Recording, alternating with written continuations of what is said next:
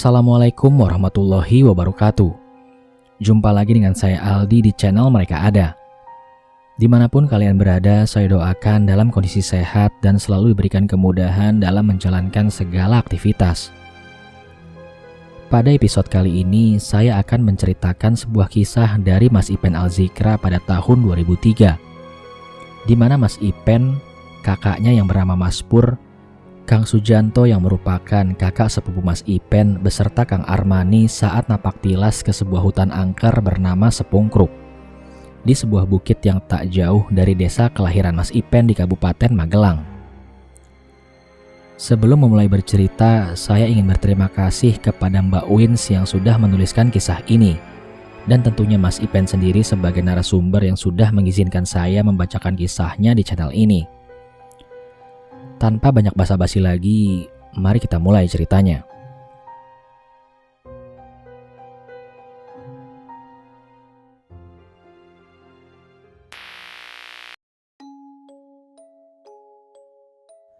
Sepungkruk, sebuah hutan yang terkenal sangat angker di desa kelahiran saya, Ipen Al-Zikra, di Bono, Kecamatan Pakis, Kabupaten Magelang, yang memiliki mitos tentang jaran sembrani atau kuda terbang. Untuk menguak suatu cerita penduduk setempat, kami berempat berniat mencari fakta dari semua ini. Aku Al-Zikra, abangku Mas Pur, Kang Armani, dan Kang Sujanto, abang sepupuku. Mitos itu menjadi salah satu ketertarikan untuk kami, terutama Mas Pur. Gagasan belusukan ini juga berawal dari pemikirannya. Apakah benar jika jaran sembrani itu ada ataukah hanya cerita semata? Pembicaraan berawal dari mereka bertiga. Aku yang saat itu sedang belajar mendengarkan percakapan yang menegangkan itu. Mendengar nama Sepungkruk saja sudah sangat bisa aku bayangkan jika tempat ini sangat wingit, menjadi sebuah istana lelembut.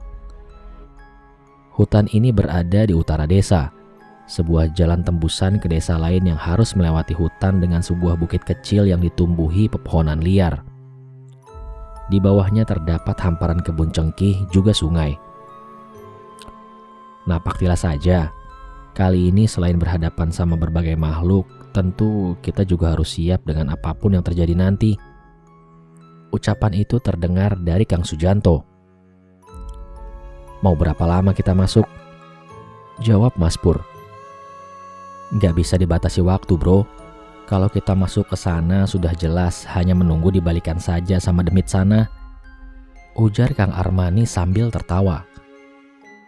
Ketiganya serius membahas penelusuran ini, dan hal seperti ini bukan kali pertama untuk mereka. Selain doyan nanjak beberapa gunung, napak tilas juga menjadi suatu keseruan untuk mereka. Aku ikut ya, kataku sambil keluar dari kamar. Bro, sini duduk. Kang Armani mengajak gabung.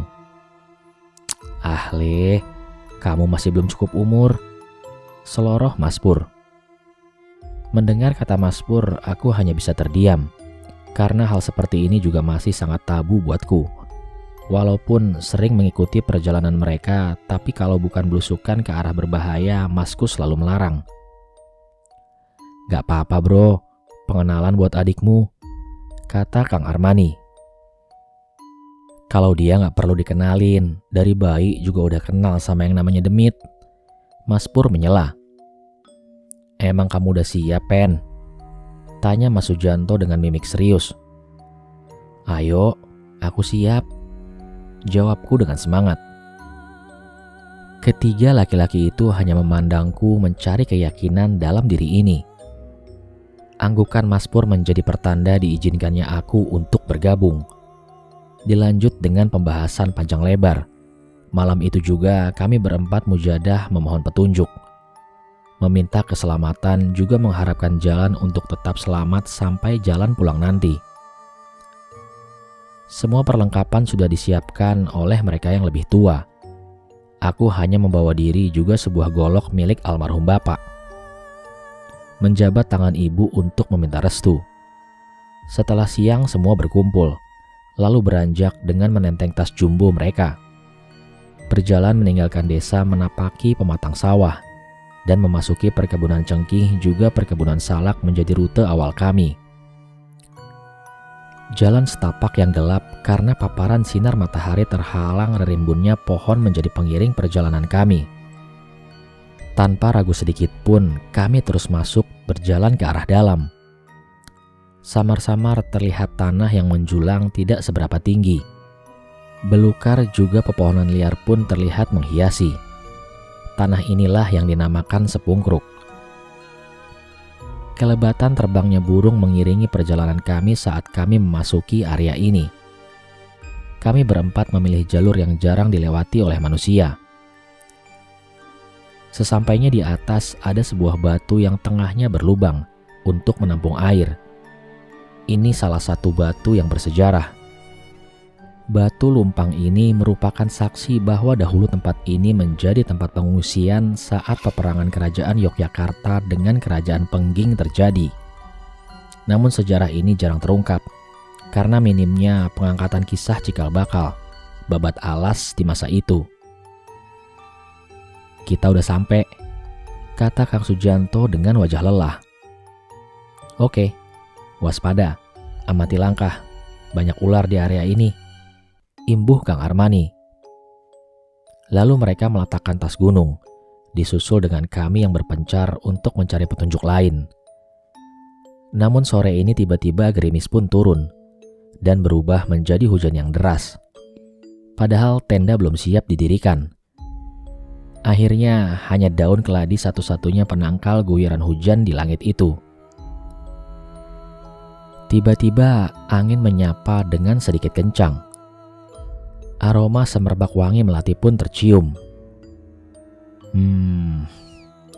Suara itu keluar dari Mas Pur. Pertanda gaib sudah mulai hadir. Interaksi astral menyambut tanpa ragu saat kami mulai tiba. Dan tiba-tiba saja terdengar cekikikan khas wanita yang sangat jelas, menandakan sosok itu tidak berani mendekat. "Tuh, itu," kata Kang Armani menunjuk ke sebuah pohon. Sosok itu yang berdiri mengintip di sebalik rimbun pohon kaliandra, seakan malu dengan menutup muka dengan rambutnya yang panjang dan aut-autan. Kami mengabaikannya, sampai tertawa itu terdengar untuk kedua kalinya.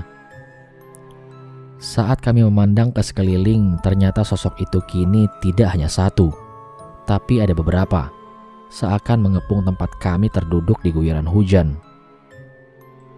"Wah, mantap ini," Mas Pur menyeletuk. "Masih andahan, aura beratnya masih jauh bersembunyi," kata Kang Armani. "Udah, ditunggu aja. Masuk maghrib sebentar lagi akan ada kejutan," ucap Kang Sujanto. Mereka bertiga seakan sudah siap dengan keadaan apapun. Aku yang hanya diam mengamati penampakan itu, menerawang bertanya dalam hati. Akhirnya daripada menunggu hujan yang tidak tahu kapan redanya, kami menyepakati untuk membuka tenda. Walau hanya satu tenda dibuka, dan pastinya akan sangat berjubel menampung kapasitas 4 manusia. Menjelang maghrib kami memasuki gerbang. Hujan masih setia dengan lebatnya mengguyur bumi. Perang cahaya terlihat di atas langit yang mulai gelap. Aura mistis terasa makin mengental, melekati suasana sore itu. Benturan itu terasa panas menerpa tubuh. Padahal semua pakaian kami dalam kondisi basah kuyup, dan tenda yang siap menampung kami berempat pun telah berdiri kokoh. Namun sayangnya dalam cuaca begini kami tidak ditemani udara hangat yang berasal dari perapian. Hanya pakaian kering menjadi solusi utama agar tidak mengikis kondisi tubuh. Dan tiba-tiba muncul sebuah tangan dengan jemari yang sangat panjang menepuk tenda. "Mulai ini," Mas Pur berkata. "Udah, siap-siap aja," sahut Kang Sujanto dengan santai. Aku hanya diam saja, sementara Kang Armani santai sambil merokok. Seolah kami semua tidak menggubris pertanda ini. hingga kemudian terlihat bayangan berdiri pas di sisi tenda. Sosok yang seperti manusia, namun panjang tangannya, menjuntai dan berekor. Jelas jika makhluk ini jenis genderuwo. Suara beratnya terdengar, seakan tidak suka dengan keberadaan kami. Tangannya terus menggebuk-gebuk tenda, sambil berjalan memutar ke arah belakang. "Hei, ke depan, jangan ke belakang," seru Mas Pur. Namun perkataan itu hanya membuat kami semua tertawa. Suasana menjadi terpecah karena tumit kaki Kang Sujanto sudah menempel sebuah pacet. Hilang sejenak keseruan dengan sosok yang tengah berdiri di belakang tenda. Kami kini sibuk mengurus melepaskan pacet yang menghisap darah itu. "Udah sini, sundut pakai rokok juga lepas," kata Kang Armani. "Weh, jangan, nanti kena kakiku," ucap Kang Sujanto dengan spontan. Mendengar itu, kami malah tertawa. Terlihat sangat konyol kelakuannya. Padahal yang namanya pacet sudah sangat sering didapati berkali-kali. Sama setan gak takut, sama pacet malah ciut. Kini Mas Pur yang berucap. Kesibukan mengurus pacet membuat kami tidak sadar bahwa ternyata hujan sudah mereda. Gangguan lembut juga sudah hilang. Semua menjadi sangat sunyi.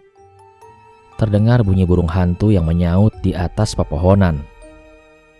Angin tenang pun berhembus dengan pelan.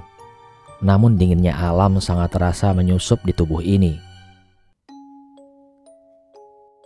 Tidak seberapa lama kami berempat keluar saat mendengar ringkikan kuda. "Tuh, suara itu. Coba dengerin," kataku pada semua. Kami pun berhamburan mencari sumber suara tadi. Menyorotkan senter ke semua arah namun tak menemukan suatu gerakan atau tanda adanya kuda itu. Tanpa terasa pencarian ini pun akhirnya membuat kami terpencar. 4 orang terpisah sendiri-sendiri.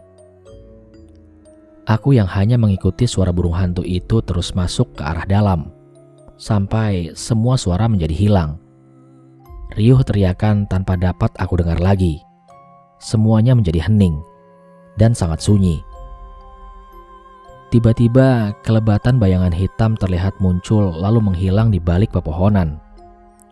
Saat itu aku mengira itu salah satu dari mereka bertiga. Namun dengan menyusul dan beberapa kali berteriak memanggil tanpa ada jawaban, aku menyimpulkan bahwa jelas itu bukan manusia. Akhirnya saat itu aku memutar badan untuk berbalik arah. Saat kuputar badanku, aku terperanjat karena langsung berhadapan dengan sosok wanita yang menyeramkan, dengan tatap mata yang tajam menyala. Dari mulut, lubang hidung dan telinga mengeluarkan cahaya warna merah, dengan lidah menjulur sampai ke arah tanah. Sosok ini mengambang, berpakaian seperti kain warna merah namun bercahaya, tetapi semua sumber cahaya itu tidak menyilaukan mata. Aku terkejut karena wanita ini terbang mendekat. Ia mengangkat tangannya dan menunjukkan ruas jemari yang membengkok ke atas dengan kuku panjangnya. Kalau jemari manusia normal mencengkram pasti akan membengkok ke arah dalam. Kalau sosok ini terbalik. Lidahnya mulai bergerak naik. Sangat panjang berwarna merah. Bergerak seperti ular ke arahku. Ini kunti jenis apa ya? Tanyaku dalam hati.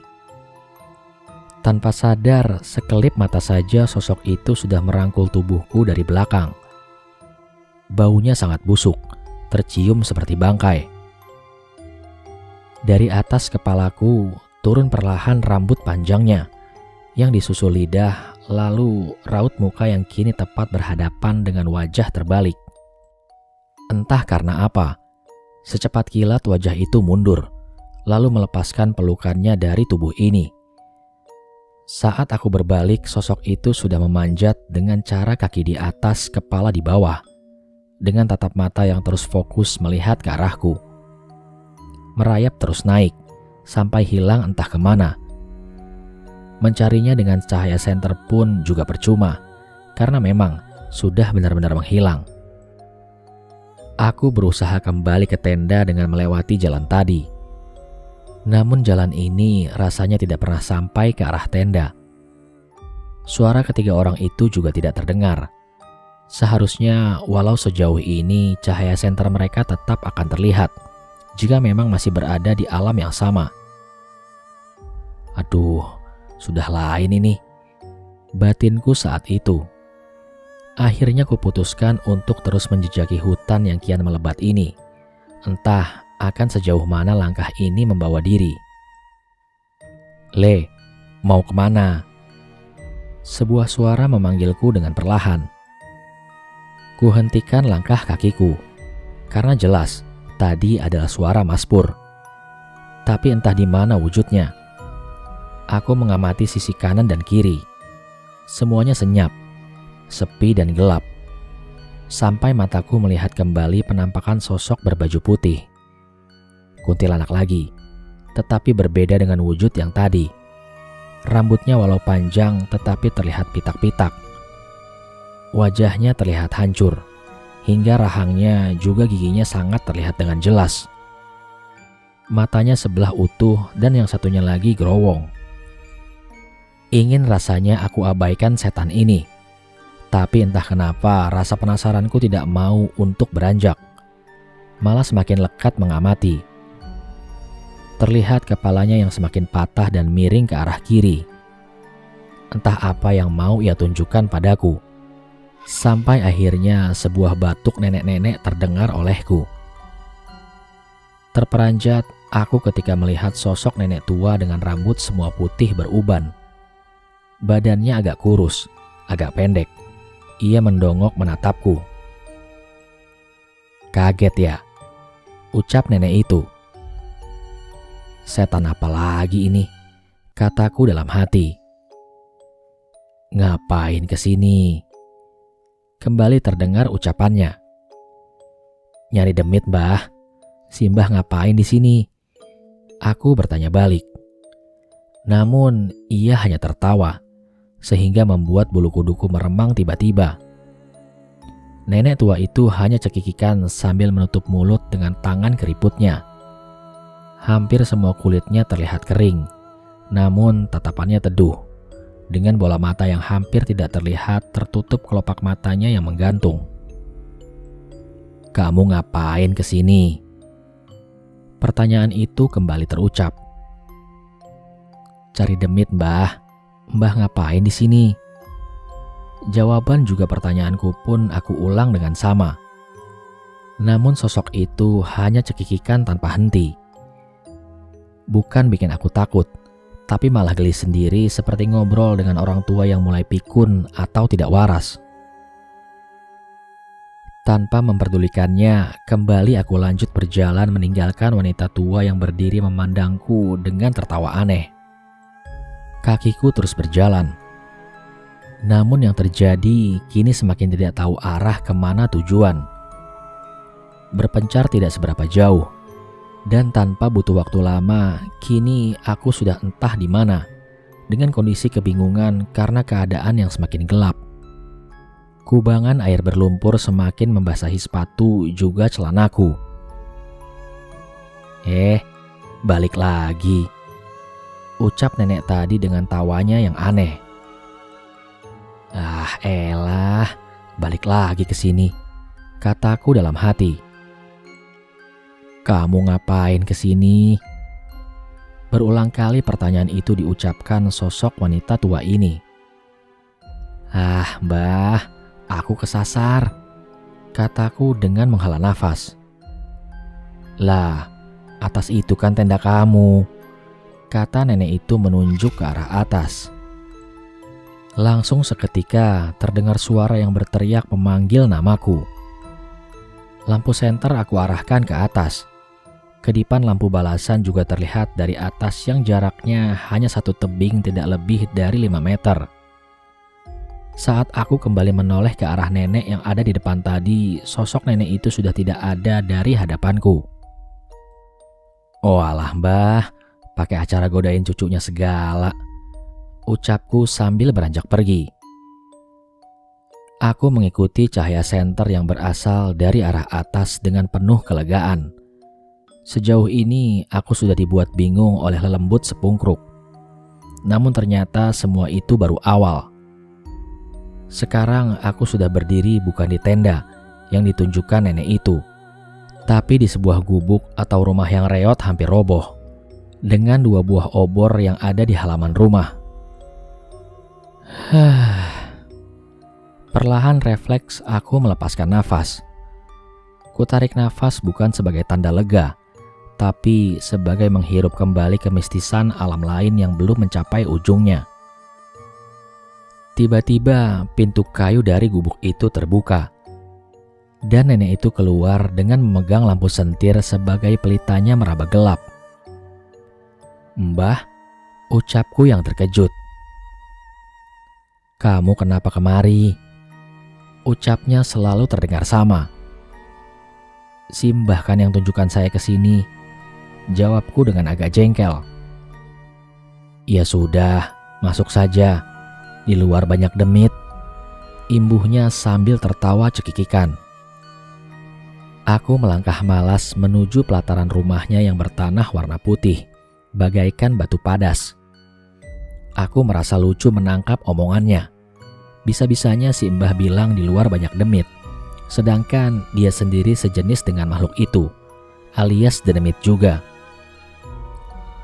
Sesampainya di depan pintu, aku masih berdiri, lalu menyaksikan sekeliling yang ternyata memang gelap. Tidak ada rumah lain yang terlihat. Rumah ini menjadi satu-satunya rumah di alam ini. Mau sampai di mana ini? Batinku berbisik. "Iya, sampai di sini." Nenek di depanku tiba-tiba menjawab. Tanpa ditanya, tanpa dikeluarkan pertanyaan dalam hati, tapi dia jawab dengan cengengesan. Sosok ini terlihat normal layaknya wanita tua selayaknya. Sekitaran wanita tua berumur 80 tahun jika aku terka. Tatapannya seperti wanita tua yang penuh semangat menjalani sisa kehidupannya. Setelah masuk, aku duduk di sebuah lantai tanah yang hanya beralaskan anyaman tikar. Nenek itu meletakkan pelita damar sentir di salah satu dinding kayunya. Sebuah bumbung bambu ia ambil dan menuangkan di sebuah bambu yang jauh lebih kecil. "Minum dulu, Le," suruhnya sambil menyodorkan gelas bambu itu. "Makasih, Mbah," jawabku menyambut pemberiannya. "Nginep aja di sini. Itu nanti tidur sama Joko cucuku di dalam," imbuh si nenek. "Iya, Nek," jawabku kepada nenek. Ternyata nenek ini hidup dengan cucunya yang bernama Joko. Aku hanya bisa mengikuti maunya, karena aku sudah sejauh ini masuk ke dimensi astral. Aku hanya bisa mengikuti alurnya saja. Lalu, kemana mereka bertiga? Mas Pur, Kang Armani, juga Kang Sujanto. Apa mereka masih sibuk di luar sana mencariku? Aku hanya mengesampingkan pikiran awam ini agar terlihat tidak gusar. Membuang rasa was-was agar lembut tidak mudah memperdaya hati. Tak lama, dari arah dalam keluar bocah yang hanya mengenakan celana sebatas lutut berwarna kuning. Usianya sekitar 8 atau 9 tahunan. Belum memasuki masa akil balik. "Nah, ini cucuku Joko. Nanti tidur sama dia saja," kata nenek ini namun tanpa dibumbui dengan tertawanya. Aku hanya mengangguk, lalu memandang bocah berambut aut-autan sebahu itu. Mulut kecilnya menguap layaknya bocah yang baru bangun tidur. "Sopo, Mbah?" tanya Joko. "Tamu, Nang. Duduk sini," ujar si nenek yang disusul bocah itu duduk di antara kami. Setelah bocah itu duduk, rasa kantuk tiba-tiba datang, seperti terkena sirep. "Ajak tamunya istirahat, Nang," nenek itu berkata. Tanpa ada jawaban, bocah itu bangkit dari duduknya. Aku langsung mengikutinya masuk ke dalam kamar. Di atas dipan bambu, aku merebahkan badan di samping bocah kecil ini. Tak seberapa lama aku pun langsung terlelap tidur. Namun di tengah-tengah lelapnya tidurku, sayup-sayup terdengar suara dengkuran yang sangat keras. Masa iya bocah kecil yang di belakangku yang mendengkur? Batinku bertanya-tanya. Pelan ku buka mata, mempertajam pendengaran. Dengkuran itu jelas terdengar dari arah belakangku. Yang bikin aku heran, bocah sekecil Joko bisa begitu keras dengkurannya. Menoleh ke belakang, tapi pandanganku belum sampai. Tiba-tiba tangan hitam memelukku. Ini bukan tangan biasa. Ini seperti tangan atau kaki hewan semacam macam kumbang, khas dengan cakarnya yang belum keluar. Astagfirullah, aku tidur sama macan kumbang. Batinku mulai beristighfar. Saat resah memikirkan itu, dengan dekupan jantung yang memburu, cekikikan si nenek kembali terdengar tepat di belakang sosok itu. Entah sedari kapan nenek itu berada di sini. Nggak nyenyak ya tidurnya? Wanita tua itu berkata. Iya mbah, jawabku dengan singkat. Lalu menyingkirkan tangan berbulu hitam itu, bangkit dan terduduk. Saat aku menoleh ke arah Joko, ia sama persis seperti dugaanku. Seekor macan kumbang tengah tertidur seranjang denganku. Aku mengikuti nenek itu yang berjalan keluar kamar. Kembali duduk di tikar yang pertama kali aku masuk ke rumah ini. Lalu nenek itu berbicara. Joko aku ambil dari tangan Wewe Gombel. Bocah malang itu tersesat di alam ini setelah disusui oleh Wewe Gombel. Jasadnya ditemukan warga di Bukit Sepungkruk. Ia sudah tinggal tulang, namun jiwanya tetap menyangkut di sini. Kata si nenek itu bercerita. Terus mbah? Seruku kepada si mbah. 40 tahun sudah dia ada di sini dengan bentuk yang sama persis seperti saat kalong wewe itu menyesatkannya. Imbuh si nenek. Terus mbah? Kataku lagi dengan sangat penasaran. Aku asuh dia seperti cucuku sendiri, sampai dia mendapatkan mustika macan ireng yang aku berikan. Dia jadi bisa mengubah wujud sebagai macan kumbang saat ingin kembali ke alam kasunyatan atau dunia fana. Kata si nenek menjelaskan. Terus mbah? Aku yang semakin penasaran terus ingin mendengarnya. Terus. Diminum dulu airnya. Jawab si nenek sambil cekikikan.